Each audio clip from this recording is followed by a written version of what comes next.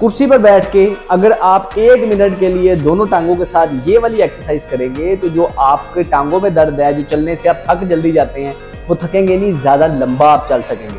टांग को सीधी करनी है, बेंड करना है, सीधी करनी है, वापस लेके आना है और दोनों टांगों पे आपने इस वर्जिश को सुबह शाम करना है।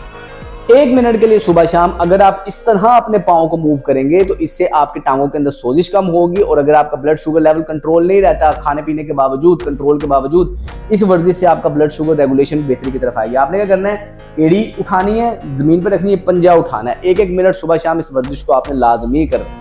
कुर्सी के साथ अगर आप इस तरह खड़े होकर अपनी टांग को बाहर की तरफ निकालेंगे तो इससे फायदा ये होगा कि आपके अंदर डीप ग्लूटियल मसल्स में एक्टिवेशन होगी, मजबूत होंगे। और जो आप ज्यादा देर खड़े रहने से थक जाते हैं, ज्यादा देर खड़े नहीं रहा जाता, तो ये वर्जिश 1 मिनट राइट साइड पे, 1 मिनट लेफ्ट साइड पे करेंगे तो आप देखेंगे कि आपके कमर के पट्टे, हिप के मसल मजबूत रहेंगे और आपका खड़े होने का, चलने का स्टेमिना बेहतरी की तरफ आएगा। अगर आप रोजाना 30 से 50 स्क्वाट्स यानी कि इस तरह उठक बैठक कर लेते हैं तो आपकी थाई मजबूत रहेगी, आपके हिप मजबूत रहेंगे और आप जवान रहेंगे।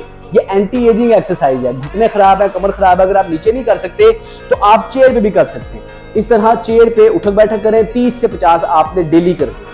दीवार के साथ अगर आप इस पोजीशन में खड़े होके हाथ को इस तरह रखेंगे तो इससे आपके कोर के मसल मजबूत होंगे।